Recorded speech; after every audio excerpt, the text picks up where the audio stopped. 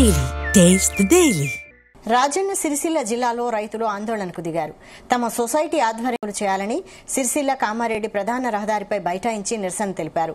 2014 నుంచి తమ స్థానిక సొసైటీ ద్వారా ధాన్యం కొనుగోలు చేశారని, ప్రస్తుతం మహిళా సంఘానికి కేటాయించి ఐకేపీ ద్వారా కొనుగోలు చేస్తున్నారని ఆవేదన వ్యక్తం చేశారు.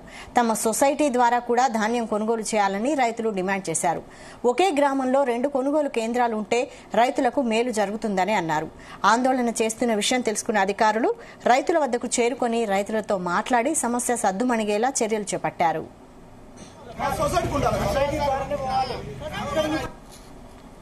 మాకు గత 15 సంవత్సరాల నుండి మా పిఎస్సిఎస్ ఆధ్వర్యంలో వడ్ల కొనుగోలు కేంద్రం నడుస్తుంది. మొన్న పేన ఎండాకాలం కలెక్టర్ గారు మా సొసైటీలను తీసేసి మహిళా సంఘాలకు ఇచ్చారు. మా సొసైటీ తరఫున మేము ఎప్పుడైనా 20,000 మీద క్వింటల్లే కొనుగోలు చేస్తాం. కానీ మొన్న మహిళలకు ఇచ్చినట్లు మేమేం అభ్యంతరం చెప్పలే. మాకు రావాలని మిమ్మల్ని హైకోర్టు ద్వారా పోయి మా కేంద్రం మేము సాధించుకున్నాం. మొన్న హరిత కలెక్టర్ మేడం గారికి మరి హైకోర్టు నోటీస్ ఇచ్చిన తర్వాత మాకు సెంటర్ అలాట్మెంట్ చేసింది. అలాట్మెంట్ చేసిన తర్వాతనే మా రైతులందరూ పెద్దూరు పిఎస్సి ఆధ్వర్యంలో వడ్లు పోసుకోవడం జరిగింది.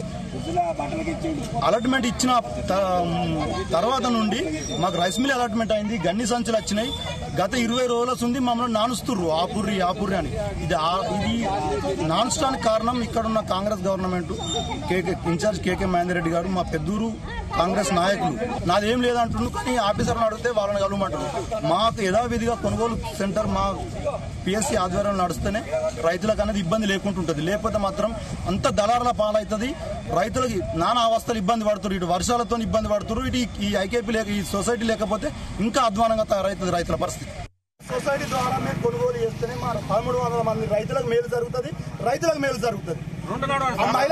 సార్ మేము దాన్ని అప్డేషన్ చేస్తేనే